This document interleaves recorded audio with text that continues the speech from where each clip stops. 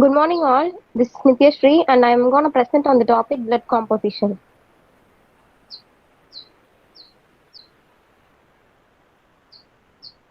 Introduction. Blood is a vitally important fluid for the body.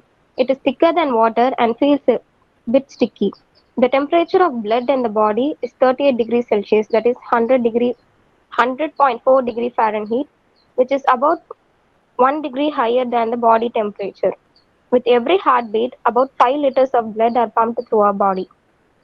Blood has many different functions including transporting oxygen and nutrients to the lungs and tissues, forming blood clots to prevent excess blood loss, carrying cells and antibodies that fight infection, bringing waste products to the kidneys and liver, which filter and clean the blood, regulating body temperature.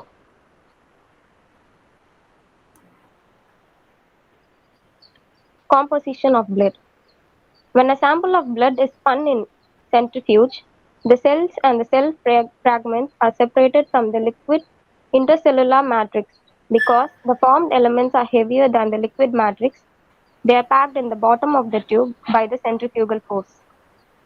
The light yellow colored liquid on the top is the plasma, which accounts for about 55% of the blood volume, and red blood cells is called the hematocrit or packed cell volume. The white blood cells and platelets form a thin white layer called the buffy coat between plasma and the red blood cells. So the pale yellow color liquid on the top is the plasma, and the next layer are the white blood cells and the platelets, and the layer which is settled at the bottom of the tube are the red blood cells.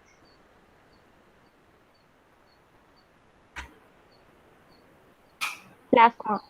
The liquid state of blood can be contributed to plasma as it makes up to 55% of blood. It is pale yellow in color, and when separated, it consists of salts, nutrients, water, and enzymes. Blood plasma also contains important proteins and other components necessary for overall health. Hence, blood plasma transfusions are given to patients with liver failure and life threatening injuries.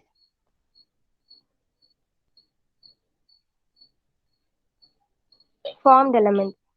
The formed elements are cells and cell fragments suspended in the plasma. The three classes of formed elements are the erythrocytes, RBCs, leukocytes, otherwise known as WBCs, and the thrombocytes or platelets. Red blood cells or erythrocytes. Erythrocytes or red blood cells are the most numerous of the formed elements. Erythrocytes are tiny biconcave discs, thin in the middle and thicker around the periphery. The shape provides a combination of flexibility for moving through tiny capillaries with a maximum surface area for the diffusion of gases.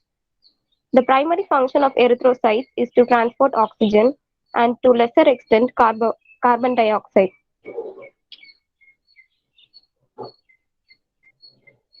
White blood cells or leukocytes. Leukocytes or white blood cells are generally larger than erythrocytes, but they are fewer in number. Even though they are considered to be blood cells, leukocytes do most of their work in the tissues. They, are, they use the blood as a transport medium. Some are phagocytic, others produce antibodies, some secrete histamine and heparin, and others neutralize histamine. Leukocytes are able to move through the capillary walls into the tissue spaces and a process called diapedesis. In the tissue spaces, they provide a defense against organisms that cause disease and either promote or inhibit inflammatory responses. There are two main groups of leukocytes in the blood. The cells that develop granules in the cytoplasm are called granulocytes, and those that do not have granules are called agranulocytes. Neutrophils, eosinophils, basophils are granulocytes. Monocytes and lymphocytes are agranulocytes. Neutrophils, the most numerous leukocytes, are phagocytic and have light colored granules. Eosinophils have granules and help counteract the effects of histamine. Basophils secrete histamine and heparin and have blue granules in the tissues. They are called mast cells. Lymphocytes are agranulocytes that have a special role in immune processes. Some attack bacteria directly, others produce antibodies.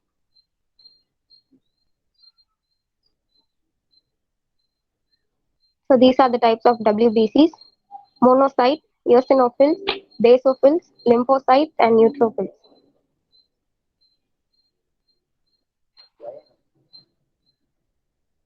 Platelets or thrombocytes. Thrombocytes or platelets are not complete cells but are small fragments of very large cells called megakaryocytes.